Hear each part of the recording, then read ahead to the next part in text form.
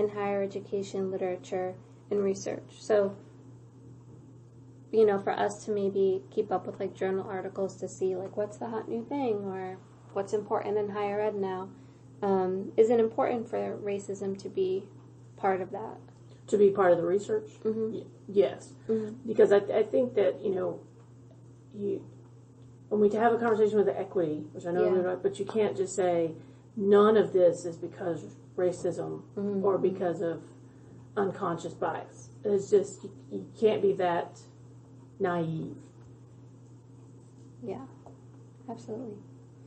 And then, what effect do you think learning about racism, and you mentioned this with when we talked about PD 2 questions ago, but what effect do you think learning about racism could have on your own administrative practices?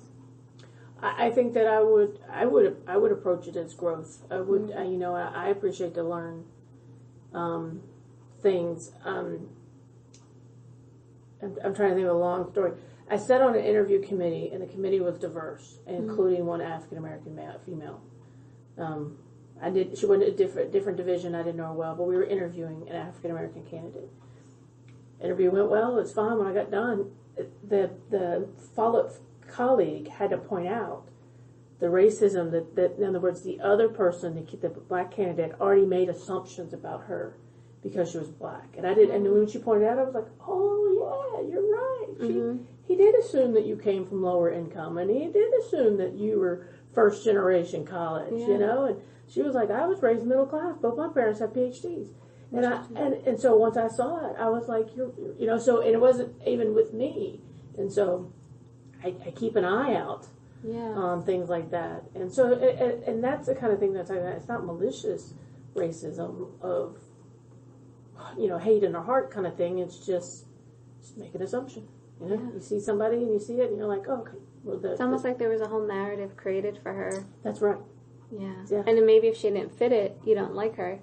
You know what I mean? Because she didn't fit what you thought. Yeah. That's very interesting. And what role do you think community college administrators play in the academic experiences of black male students?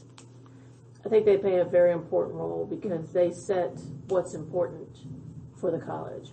And, you know, are we going to talk about black males? Are we going to talk about the equity issues? Are we going to have a long, hard look at ourselves, which is sometimes difficult? You know, it's nice to say that we're nice to everybody, we treat everybody the same, and we have a perfect